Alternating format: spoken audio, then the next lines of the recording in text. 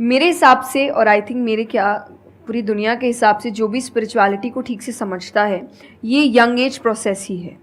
जैसे अगर आप रिलीजियस वे में भी सुने तो भगवान को हम कुछ भी चढ़ाते हैं वो फ्रेश होता है, प्रसाद है, फूल है, कुछ भी 1 दिन 2 दिन पहले नहीं होता। तो हम खुद इतने पुराने होके क्यों फिर अपने आप को चढ़ाते हैं?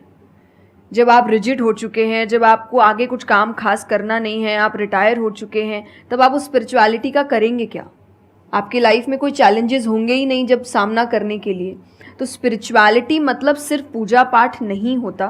मंत्र, जैसा मैंने लिसनिंग एक्सरसाइज बताई, वैसे ही मंत्र चैंटिंग भी एक बहुत बड़ी एक्सरसाइज है कि आप मंत्रों का उच्चारण करते हैं मेडिटेशन में, क्योंकि जो पावर, जो वाइब्रेशंस वो साउंड रखते हैं वो आई थिंक दुनिया में और कहीं नहीं है।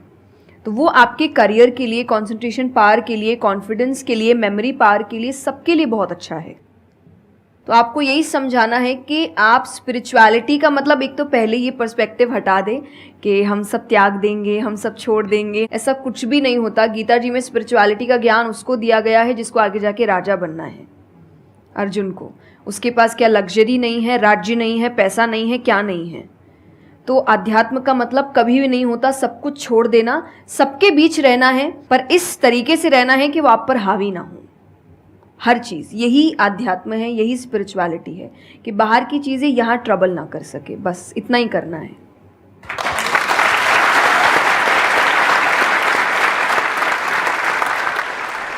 अर्जुन कह रहा है कि क्या मैं सब कुछ छोड़ छाड़ के चला जाऊं?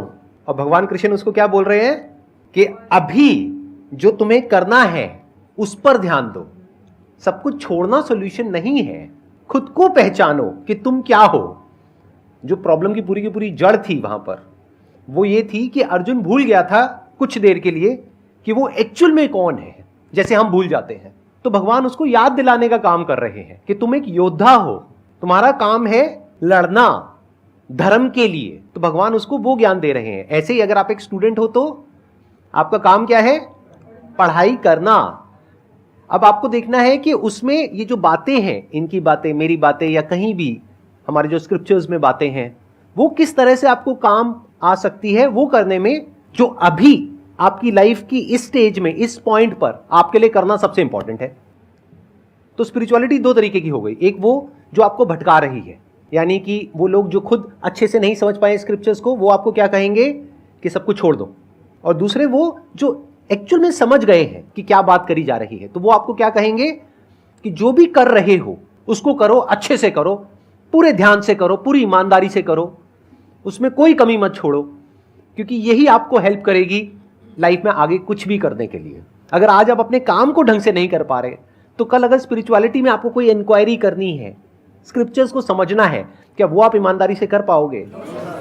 आप अगर अपना काम ठीक से कर रहे हैं, आपके इंटेंशंस अच्छे हैं, आप ऑनेस्ट हैं, आप पेशेंस रख रहे हैं, आप स्पिरिचुअल है। तो इसीलिए आपको बस अपना काम, जो उन्होंने सही कहा, एकदम ठीक से ईमानदारी से करना है। क्योंकि अगर यहाँ ईमानदार नहीं, क्योंकि जो आपका काम है, तो फिर कहीं और तो ईमानदारी की फिर बात ही क्या कर सकते हैं हम।